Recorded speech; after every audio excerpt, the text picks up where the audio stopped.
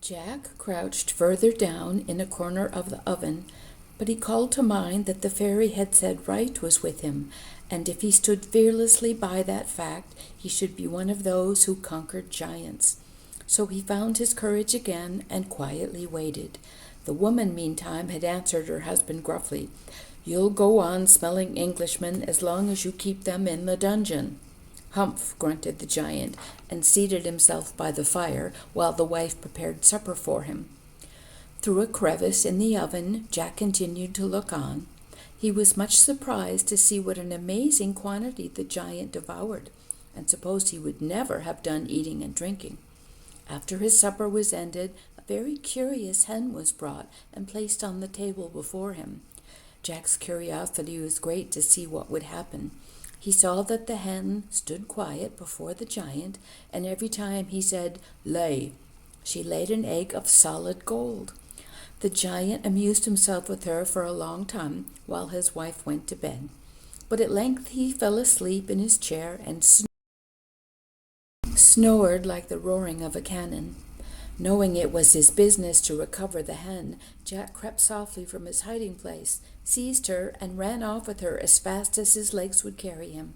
The hen began to cackle, which woke the giant, and just as Jack got out of the house he heard him calling, "Wife, wife, what have you done with my golden hen?" But that was all Jack heard, for he hurried back to the beanstalk and climbed down like a streak of lightning. His mother was overjoyed to see him. "Now, mother," said Jack, "I have brought you home that which will meet all our needs." The hen laid as many golden eggs as he desired. Jack sold them and soon had as much money as they two needed.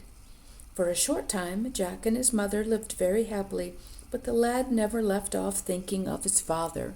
So early one morning he again climbed the beanstalk and reached the giant's mansion in the evening.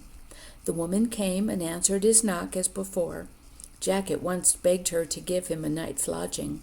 At first she began to scold him roundly for having taken her husband's hen on his previous visit, but by this time Jack felt assured that she was a kindly woman, and he had no need to fear her. Moreover, in her heart she knew the giant had no right to the treasures he had stolen, so at last she admitted the lad and gave him some supper. After his meal, Jack repaid her by working faithfully till they heard the giant's knock at the gate. This time the woman hid the boy in the lumber closet. Soon after, the giant came blustering in and began to sniff, sniff, sniff about.